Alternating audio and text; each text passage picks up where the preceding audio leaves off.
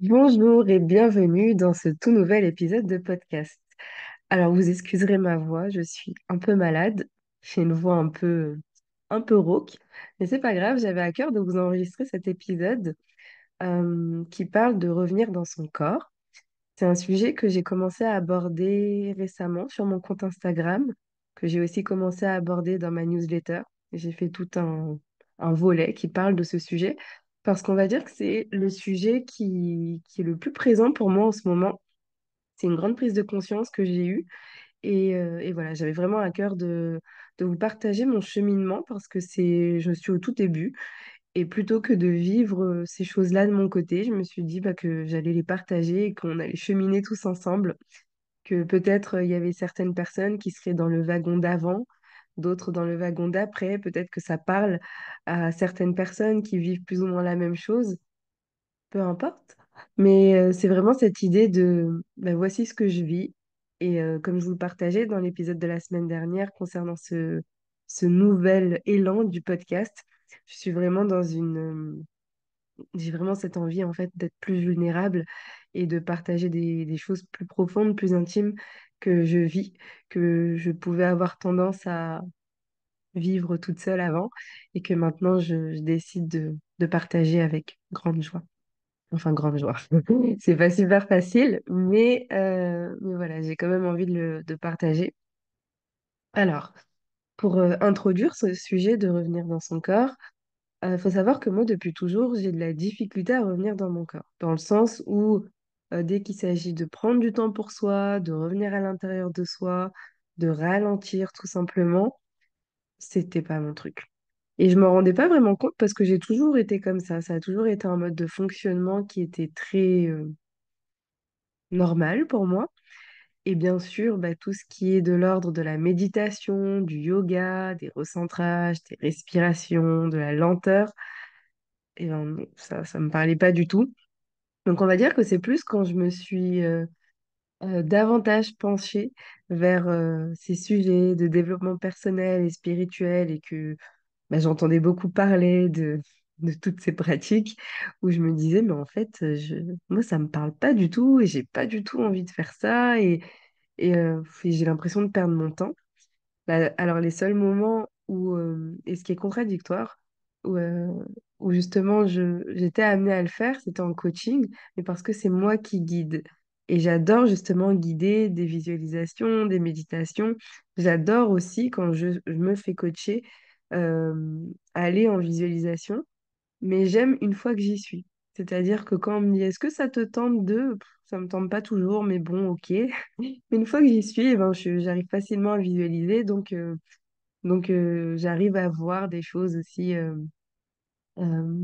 que je ne m'autoriserais peut-être pas à voir si j'étais pleinement présente, entre guillemets. Non pas que je suis pas présente, mais si j'étais pleinement dans ma tête. Donc en visualisation, ça me permet vraiment d'aller explorer ces espaces de façon un peu plus subtile et de laisser aussi mon imaginaire percevoir des choses que mon conscient en fait vient bloquer. Donc, euh, donc voilà, tous ces sujets de revenir dans son corps et de prendre le temps, etc., c'est pas mon truc. Moi, je suis du genre, le matin, je me lève et j'ai la pêche, je fais plein de choses, je suis multifonction, multitask, et je fais plein de choses à la fois. Je m'arrête jamais, je peux ne pas prendre de pause. Et l'avantage, c'est que le soir, je dormais très bien. C'est-à-dire qu'à partir du moment où je me pose dans mon lit, et ben là, je dors parce que je suis fatiguée, parce que j'ai une journée éprouvante et parce que toutes mes journées étaient comme ça. Donc, c'est un peu le mode de fonctionnement que j'avais. Et, euh, et voilà, en fait, moi, c'était vraiment tout va très vite, j'ai pas le temps, je suis occupée, je fonce, j'avance. Et j'ai beaucoup mis ça d'ailleurs après coup, justement, quand j'ai découvert ces sujets de développement personnel et spirituel, sur le compte de l'astro, en me disant, mais oui, mais j'ai mon soleil en Gémeaux, signe d'air, ça va vite, j'ai un ascendant Bélier, action, go, go, go, on y va. Et finalement, ça m'arrangeait bien comme ça. Donc, je me suis pas trop questionnée dessus pendant longtemps parce que je me disais, je suis juste pas comme ça et c'est tout. Et Le fait est que, ben, à force, je me suis rendu compte que finalement, je prenais jamais le temps de prendre le temps, sauf quand je voyage. Je vous ai déjà fait un épisode sur le voyage où je vous disais que c'était un moment qui était pour moi hors du temps parce que c'était aussi un moment où je revenais dans mon être profond, dans mon enfant intérieur, où vu que j'étais complètement déconnectée de tout ce que je connais, de tous les modes de fonctionnement et de tout mon train-train quotidien que j'ai l'habitude, et ben, je me mettais dans un mode de découverte avec une ouverture d'esprit où j'ouvrais grand les yeux et où je ralentissais parce que j'étais là pour découvrir. Et donc, quand je voyage, je suis beaucoup plus au ralenti, dans mon féminin, dans cette lenteur. J'accueille beaucoup plus les moments, par exemple, de contemplation, etc. Donc, à part quand je voyage, eh ben, je prenais jamais le temps de prendre le temps. Et, euh, et j'avais d'ailleurs l'impression de perdre du temps quand c'était le cas. Et d'ailleurs, je disais toujours quelque chose, c'était j'ai la flemme. J'ai la flemme de méditer, j'ai la flemme de revenir à l'intérieur de moi, j'ai la flemme aussi de ressentir. Dans le sens où, par exemple, tout ce qui était de l'ordre de l'émotion, euh, j'aimais pas trop quand ça me traversait. C'est-à-dire que, alors les émotions positives, ça va, positives. Voilà, si on peut dire que des émotions sont positives ou négatives, parce que finalement, de base, c'est neutre, c'est de l'émotion, donc une énergie en mouvement qui nous traverse. Mais tout ce qui est de l'ordre de la joie, etc., eh bien, ok, ça, c'est sympa. Mais dès qu'il s'agit de tristesse, peut-être même de stress, de colère ou autre, j'avais tendance à fuir et à faire autre chose pour ne pas ressentir. Donc, imaginons que je suis triste, eh ben, j'allais mettre une vidéo, j'allais mettre un podcast, quelque chose de drôle pour me changer les idées et surtout pour ne pas ressentir cette émotion qui était difficile pour moi. Donc j'avais cette technique de fuite qui finalement faisait en sorte que j'étais un peu, je m'imperméabilisais pas mal de certaines émotions parce que je voulais pas les ressentir. Et pareil, c'est ce que je disais, ben non, j'ai la flemme de ressentir. Et comme si c'était pas le moment et comme si ah non, non, mais là, j'ai pas le temps d'être triste. T'imagines si je commence à plonger dans ma tristesse, je commence à pleurer et je vais en avoir pour des heures. Et ah non, non, mais là, je devais être en mouvement, en action. Et si je m'autorise à plonger dans cette tristesse, c'est trop. Ça va durer trop longtemps, c'est trop, ça me fait perdre trop de temps et en plus, c'est pas intéressant. En plus, ça me fait du mal, donc non. Donc, je pars et je fais autre chose. Voilà, ça, c'était mon mode de fonctionnement. Et concrètement, comment ça se traduisait? Donc là, je vous parlais des émotions, mais de façon générale, ce concept de ne pas ralentir, de ne pas prendre le temps, de ne pas me reconnecter à moi, de ne pas être présente en fait dans mon corps, et ben, ça se traduisait par beaucoup de... Alors, des exemples très concrets. Je n'avais aucun moment de vide. C'est-à-dire que, bah, je vous le disais, le matin, je me lève, je fais plein de choses, etc. Et quand je fais rien dans les moments d'entre-deux, eh ben, je comblais toujours avec une nuisance bien choisie. C'est-à-dire, imaginons que j'allais faire pipi.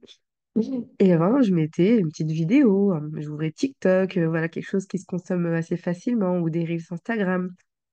Pareil, sous la douche. Je mettais voilà, une petite vidéo, un truc. Quand je cuisine aussi, quand je suis en voiture aussi. Et donc, à aucun moment de ma journée, j'étais dans le vide, je n'entendais rien, j'avais pas de stimulation et justement j'avais ce besoin de tout le temps être stimulée, de tout le temps apprendre quelque chose. Donc quand je dis des vidéos, c'était souvent d'ailleurs des podcasts parce que je me disais, bah attends, en fait comme s'il fallait que je rentabilise chaque minute de mon temps. Donc ok, là je vais faire un trajet de voiture de 5 minutes, je vais trouver un épisode de podcast ou même enfin, un qui dure plus de 5 minutes, peu importe, je l'écouterai en deux, trois fois s'il le faut. Mais c'était ce truc de, ok, je vais rentabiliser ce temps. Et c'était pareil pour tout. Donc, il y a ces notions de temps, ces notions de vide. Il y a, voilà, il y a déjà pas mal de sujets que je commence à amorcer. Ces notions de corps, de ressenti aussi. Mais voilà, vous allez peut-être comprendre comment tout ça vient. euh, bien s'agencer ensemble. Aussi, comment ça se traduisait de façon très concrète, cette déconnexion finalement de moi et ce remplissage, ce meublage de tous ces espaces de vide.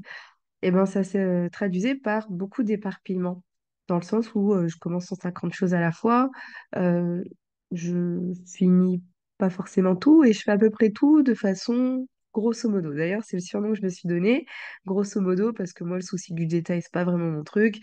Et pareil, je mettais ça sur le compte de, bah oui, je suis Gémeaux, ascendant Bélier, c'est tac, tac, tac, on y va. Et bon, les détails, ça fait pas partie de ma trinité. En gros. Aussi, autre façon que ça pouvait, enfin en tout cas que je l'ai remarqué, c'est que à l'inverse, comme je vous le disais par exemple quand je suis en vacances, quand je m'autorisais les rares fois où je m'autorisais à lâcher, de pas être tout le temps en mode go go go, de pas tout le temps avoir une nuisance sonore, ou quand je dis nuisance, voilà, c'est peut-être mal perçu, mais c'est vraiment ce côté de tout le temps être stimulé, de tout le temps être occupé. Quand je lâchais ça et que je m'autorisais plus d'espace, plus de vie, donc notamment en vacances, etc., et ben là, je passais hop, à l'extrême inverse. Et j'étais dans une autre phase où là, je ne maîtrise plus rien. C'est comme si je me laissais complètement porter par la vie. Je flotte. J'ai vraiment ce sentiment de flotter où je ne décide de plus rien. On me dit, ah ben on va là, on fait ça, et hop, je suis. Je prends pas de décision. En fait, je lâche complètement et comme si toute l'année, parfois, je suis tellement en mode go, go, go que les rares moments de déconnexion que je m'autorise, eh ben, je passais dans l'extrême inverse. Et finalement, il n'y avait pas de demi-mesure. C'était toujours passer d'un extrême à un autre. Et voici alors comment je fonctionnais, comment j'ai fonctionné et comment je fonctionne un peu toujours d'ailleurs. Aujourd'hui, j'ai 27 ans et ça fait à peu près 27 ans que je fonctionne comme ça. Mais j'ai eu des prises de conscience récentes sur le sujet. Et c'est en train de changer. Il y a pas mal de chamboulements qui sont en train d'arriver pour moi, pas mal de remises en question et pas mal de nouvelles choses que je suis en train de mettre en place aussi parce que je réalise tout ça. Parce que tout, comme je vous le disais, en fait, tout ça, c'est ce que j'ai toujours fait et qui pour moi était normal parce que c'était mon mode de fonctionnement. Et, euh, et j'ai réalisé pas mal de choses.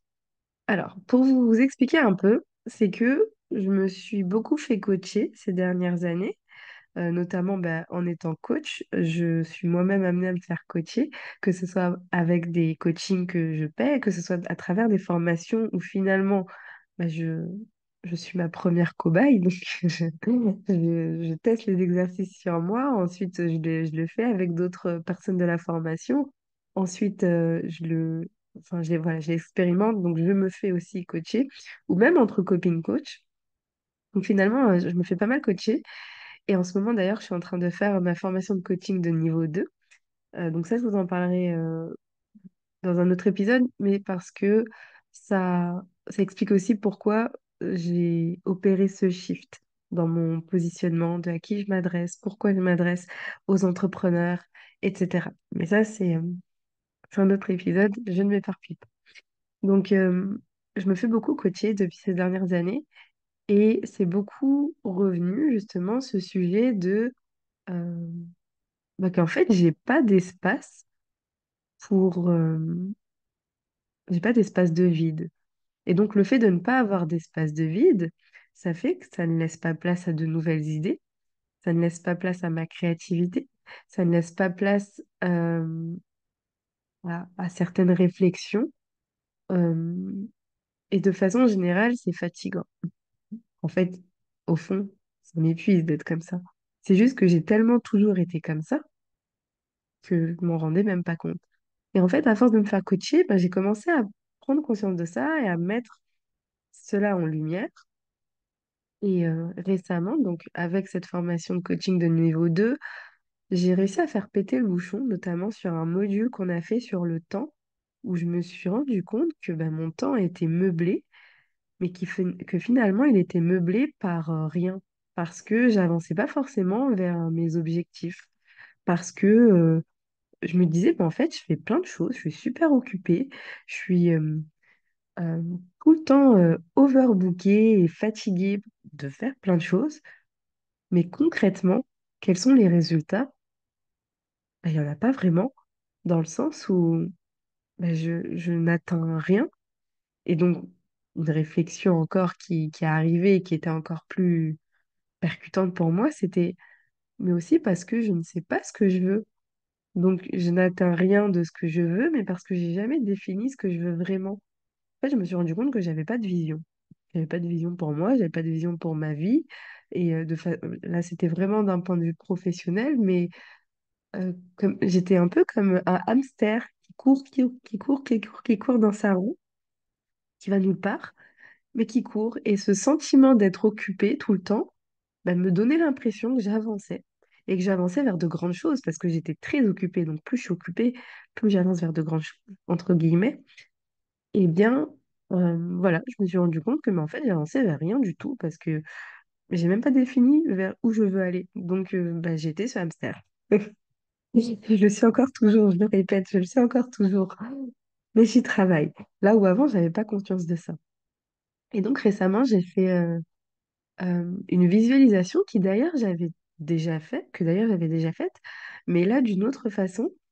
Et c'est des visualisations qui consistent à aller contacter les versions de nous futures, de se visualiser, visualiser la version de nous qui a réussi, celle qui, dans 5 ans, dans 10 ans, et qu'est-ce qu'elle fait, à quoi ressemble sa vie, etc. Et en fait, ça nous permet d'ouvrir nos champs de perspective et de s'autoriser justement à rêver, de s'autoriser à se dire, mais oui, mais peut-être que je serai là et que je ferai ça et que j'aurai tant d'argent et que j'aurai une équipe et que je serai à tel niveau de réussite, etc. Et ça, moi, j'adore ce genre de visualisation. Et donc, en faisant cette visualisation-ci, je me suis vraiment connectée à cette énergie de la Tracy du futur. Euh, et c'est une Tracy qui était profondément ancrée et profondément connectée à la fois, qui n'était pas non plus perchée, qui n'était pas non plus trop les pieds sur terre, enfin si, mais voilà, qui était en fait dans ce juste milieu entre je suis ouverte à plus, à plus grand, à recevoir en fait de nouvelles choses, à recevoir de l'information, à recevoir de l'abondance, etc. Mais à la fois, je suis pleinement présente et pleinement ancrée. Et cette version de moi future, donc ce qu'on nous invite à faire dans ces exercices de coaching, c'est d'aller discuter avec ces versions-là et d'aller voir qu'est-ce qu'elles ont à nous dire et de pouvoir poser des questions, etc. Et c'est super intéressant d'aller explorer aussi ces décalages qu'il peut avoir entre la nous du présent, la nous qu'on arrive à percevoir, parce que finalement, si on arrive à l'imaginer, c'est qu'elle peut exister. Notre cerveau n'imaginerait pas quelque chose de complètement inatteignable, je pense. Et donc, cette version-là de moi futur, euh, le, le fait de voir, de ressentir, parce que finalement, on se connecte à cette énergie, à quel point elle pouvait être pleinement ancrée et pleinement connectée, ça m'a fait prendre conscience d'une chose, euh, c'est justement l'importance de revenir dans son corps, à l'intérieur de soi. Donc, cette personne, elle m'a transmis des messages. En discutant avec elle, elle m'a expliqué plein de choses. Je sais que ça a peut-être l'air un peu schizophrène, cette conversation de se dire, bah oui, je me parlais avec la moi du futur. Mais, euh, mais essayons, faisons une séance découverte. Essayons de voir, essayons. Et on verra comment vous aussi, vous vivez cette expérience. Mais moi, je trouve ça super intéressant. Et donc, moi, ce que j'ai compris de ce que j'ai pu recevoir, de ce qu'elle a pu me transmettre, cette Tracy du futur, c'est comme si, pourquoi c'était important de revenir à l'intérieur de soi? C'est comme si, en fait, à l'intérieur de nous, on avait tous eu des graines qui ont été semées. Et ces graines, elles représenteraient nos envies, nos forces, nos désirs, euh, ce qui nous rend uniques. Et en fait, c'est notre magie. Euh, c'est l'essence profonde de qui on est, de qu'est-ce qu'on veut vraiment profondément accomplir, de qu'est-ce qui nous tient profondément à cœur, de qu'est-ce qui est profondément important pour nous. Et en fait, tout ça, toutes ces petites graines qui sont à l'intérieur de nous, c'est notre magie. Et, euh, et moi, en fait, ce que je faisais, c'est un peu comme si j'allais chercher euh, cette lumière, comme si en fait, ces petites graines, c'était une lumière intérieure qui me demandait qu'à être révélée et qu'à briller de son plein potentiel. Et moi, ce que je faisais, c'est que j'allais chercher à être illuminée par l'extérieur, que j'étais trop occupée pour revenir à l'intérieur en me disant non, non, mais là, j'ai pas le temps pour ça, je suis super busy et je vais chercher plein de sources de lumière et donc j'allais me mettre sous plein de lampadaires, si on peut imaginer ça comme ça. Et j'allais chercher en fait plein de lumière en me disant mais éclairez-moi, éclairez-moi. Euh, et, euh, et voilà, j'ai envie d'être éclairée parce que j'avais vraiment ce souhait, mais je n'allais pas chercher au bon endroit. Et c'est comme ça en fait en revenant à l'intérieur de soi, eh ben, on allait en fait euh, mettre notre attention, notre regard sur ces graines qu'il y avait en nous, sur cette lumière qui était présente en nous, et qu'en l'explorant, juste en mettant la lumière dessus, eh ben, on permettait à ces graines-là d'éclore, d'émerger et de briller pleinement, de se diffuser pleinement et qu'en fait, en diffusant à l'intérieur de nous, ça transperçait et ça transperçait tout notre être et que ça se voyait aussi de l'extérieur. Et que c'est aussi en se connectant pleinement à ces graines qui, comme je le disais, sont ce qui nous anime profondément, ce qui nous tient à cœur, c'est nos rêves, nos envies, voilà ce qui est vraiment important pour nous. Et ben, quand on se connecte vraiment à ça et que on va l'explorer et qu'on on se met en chemin vers ça, et ben on arrive à le rayonner parce que justement notre vision est dirigée vers ce qui est important pour nous. Et à l'extérieur, ça se voit parce qu'on est en route vers nos rêves les plus chers et on arrive à rayonner, à faire transparaître cette lumière intérieure à l'extérieur. Et que à l'extérieur, les personnes qui voient cette lumière bah, elle était aussi inspirée en se disant, mais waouh, mais elle irradie, elle illumine, mais moi aussi, je veux faire pareil. Et que finalement, en fait, bah, l'invitation, c'est bah, si tout le monde va à l'intérieur de soi explorer c'est quoi sa magie, c'est quoi euh, ce qui fait vibrer son cœur, eh bien, tout le monde brille parce que tout le monde se dirige vers ses rêves, tout le monde est animé par, ce, par cette joie et, et c'est beau. Et c'est beau. Et c'est aussi dans cet espace que, vu qu'on se dirige vers nos rêves, on les a en visuel, donc c'est notre vision, on va vers ça. Bah, c'est aussi dans cet espace qu'on réussit, c'est aussi dans cet espace qu'on grandit, parce que finalement, ces envies, ces désirs, ces aspirations qui sont en nous, eh bien, on marche vers elles, petit pas par petit pas, et on ne peut pas échouer. Et on ne peut pas échouer si c'est vraiment aligné. Dans le sens où je pense que si on échoue, c'est que c'est des choses qui sont pas vraiment en congruence avec qui on est profondément. C'est des choses qu'on pense vouloir, qu'on pense vouloir. Je pense que c'est ça la phrase. Alors que là, eh ben, c'est des choses qu'on veut profondément et sincèrement. Je ne sais pas si c'est très clair ce que j'essaie d'exprimer, mais voilà en tout cas ce que j'ai compris de l'importance, de pourquoi c'est important de revenir à l'intérieur de soi, parce qu'en fait, c'est là que se cachent les cadeaux.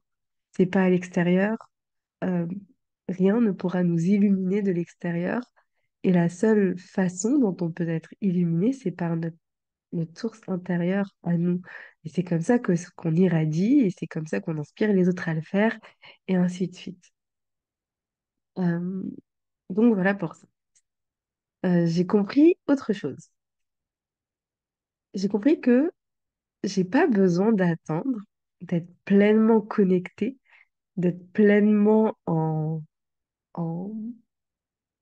pleine connaissance de tous ces graines à l'intérieur de moi, qu'elles aient tous éclos et que j'irradie pleinement, etc.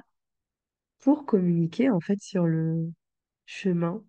Qu'en fait aujourd'hui, j'ai juste compris que, oh attends, peut-être que je vais mettre mon regard à l'intérieur et non pas à l'extérieur. mais que je peux déjà vous partager ce cheminement maintenant.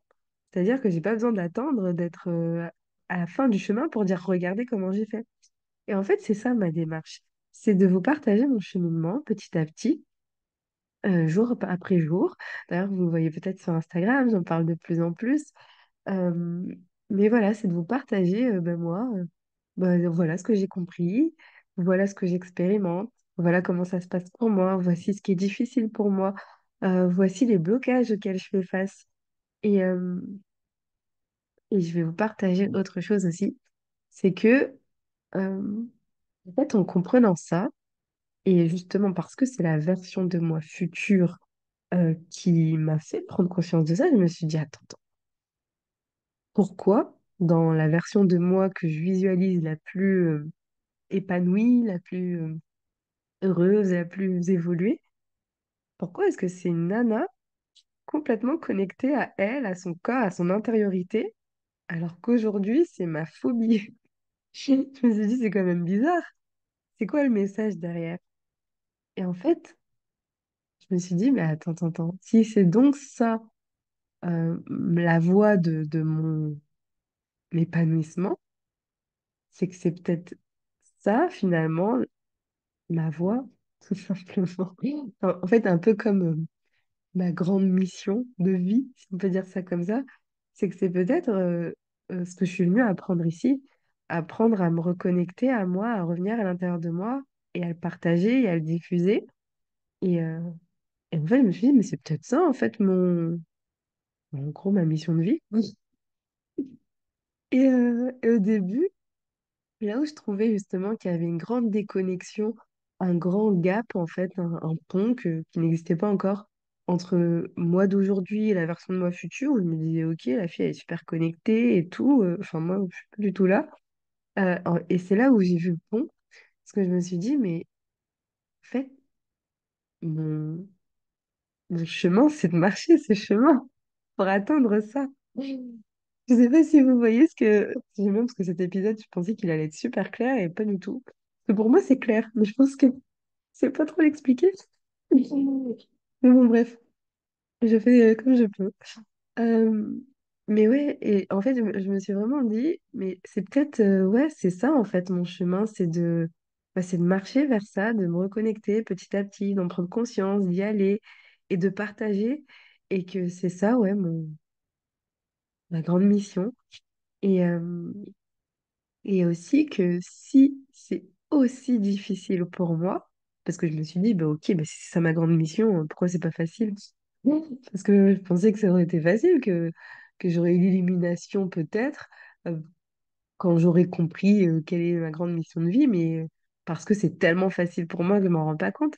Et je me suis aussi dit, mais en fait, peut-être que si c'est aussi difficile pour moi, c'est parce que justement, je l'aurais vécu dans mes tripes, quoi. Je l'aurais expérimenté au plus profond de moi, ce rejet de non, j'ai pas envie, c'est difficile et c'est même dangereux. Il y avait même quelque chose de l'ordre de c'est dangereux de revenir en soi, de revenir dans son corps.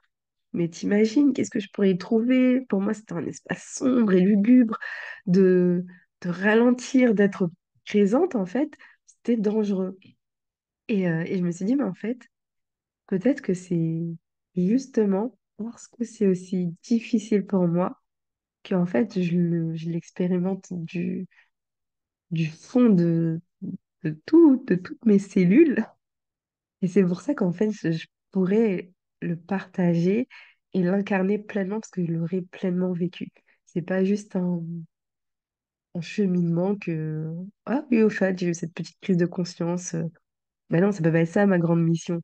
Sinon, justement, je ne l'ai pas assez intégré. En fait, peut-être qu'il faut que je le vive comme ça pour que, bah oui, en fait, là, je peux en parler et l'expliquer.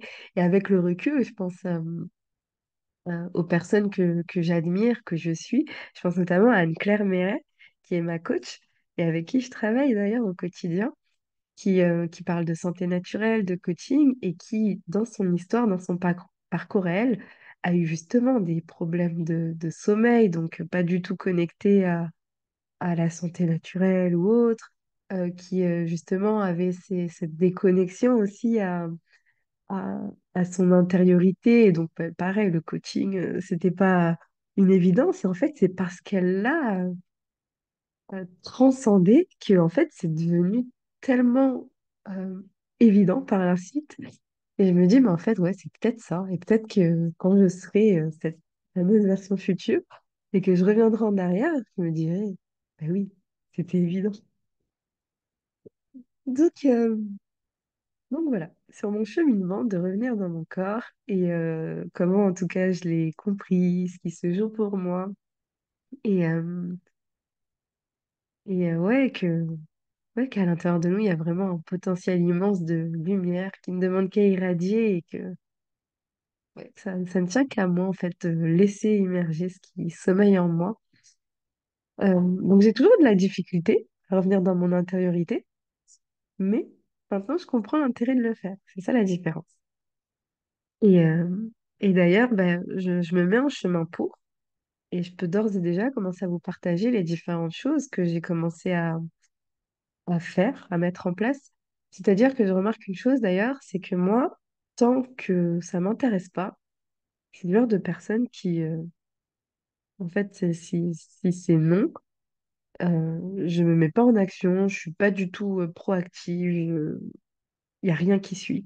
Par contre, à partir du moment où j'ai un déclic et où c'est oui, eh ben, je suis à fond. En fait, moi, c'est ça, c'est tout ou rien. C'est souvent ça d'ailleurs, tout ou rien. Et donc, avant, j'étais pas du tout proactive, en tout cas, dans cette envie de revenir à l'intérieur de moi. Et en ce moment, bah, j'ai mis pas mal de petites choses en place et je suis en train de. Donc, pour vous partager ce qui se passe pour moi, donc déjà, chaque matin, j'ai appris, en tout cas, à faire une petite méditation, un petit rituel de recentrage. C'est-à-dire que je prends, allez, 10 minutes, ça dure le temps que ça dure. Finalement, je me mets pas de pression. Je me dis, bon, déjà que j'y vais à mon rythme, je vais pas non plus me mettre de pression. Mais voilà, un temps de ce recentrage où je m'ancre profondément, où je me permets de faire le vide, de, de nettoyer finalement toutes les perturbations qui ont pu m'atteindre la veille, la nuit, peu importe, pour commencer en fait la journée d'une façon fraîche et neuve. Donc ça, c'est ce que je fais chaque matin. Aussi, j'ai été initiée et formée à la libération émotionnelle en autonomie par Sophie Fernandez. Je vous partagerai son contact et vraiment, elle est géniale. Et en fait, ça faisait un moment qu'elle nous parlait de libération émotionnelle parce elle est convaincue et c'est une pro dans le domaine et vraiment, c'est un outil qu'elle a expérimenté depuis des années et elle a vu les changements. Donc, voilà, elle nous en parlait beaucoup parce qu'on est dans le groupe Mastermind et de façon générale, on est très copines. Et, euh, et donc, elle nous disait tous les changements, ce que ça faisait pour elle. Et j'ai toujours été très, bah, c'est génial pour toi, mais c'est pas pour moi. C'est que ça a l'air génial, mais en fait, ton outil il consiste à quoi? Aller voir ses émotions. Donc, non, merci, quoi. Et je me disais, c'est tout ce que je suis. Et en fait, bah, quand j'ai pris conscience de ça, bah, de façon instinctive, j'ai aussi eu ce truc. Et d'ailleurs, ça s'est fait naturellement. Où Sophie aussi est revenue vers moi en ce moment. Enfin, c'est marrant, ça.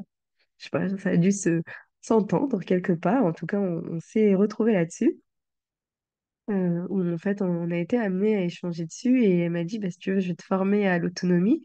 Et en fait, c'est une technique qui consiste à revenir, enfin, dès qu'on ressent une perturbation émotionnelle, cette technique, elle consiste non pas à la fuir, comme je sais si bien le faire, mais à l'observer. Et en fait, dans la mesure où on est capable de rester avec son émotion, ben, on se rend compte qu'elle passe. C'est fou, comme par magie.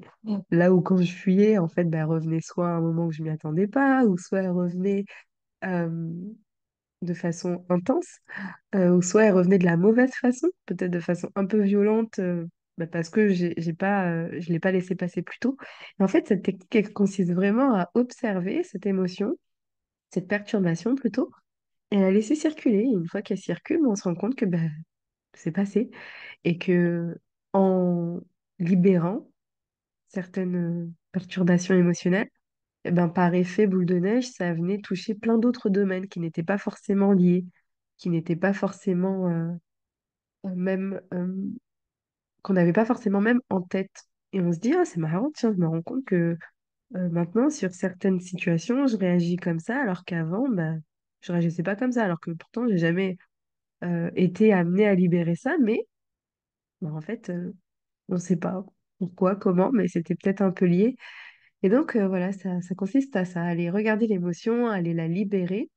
Comment? Ben, en la laissant circuler. Et, euh, et c'est magique.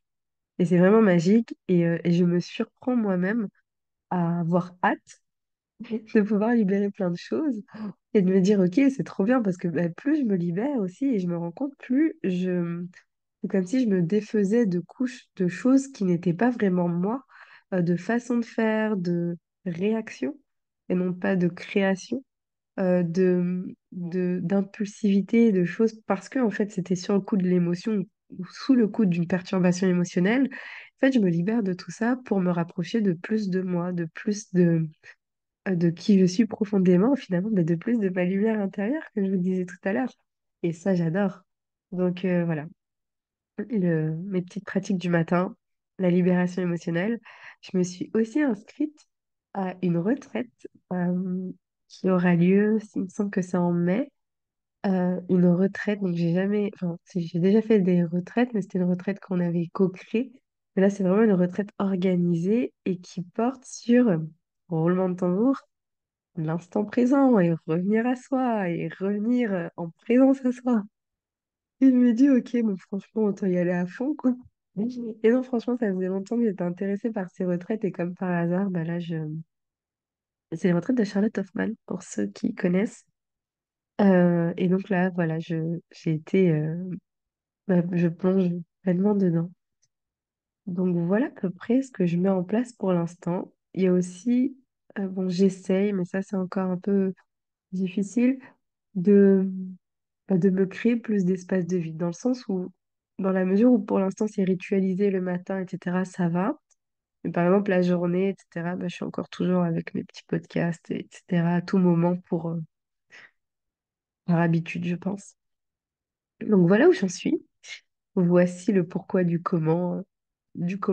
Voici un peu mon parcours jusqu'ici et je pense que je ne manquerai pas de continuer à vous partager, que ce soit sur Instagram ou même ici, en fait, vous partager mon cheminement. Et comme je vous disais, je pense que bah, que c'est ça ma voix, donc je partage. Et si ça vous intéresse, eh bien, je vous invite à, à suivre et je serai heureuse d'échanger de ça avec vous, de savoir bah, si ça vous parle, si ça vous parle pas du tout, peut-être.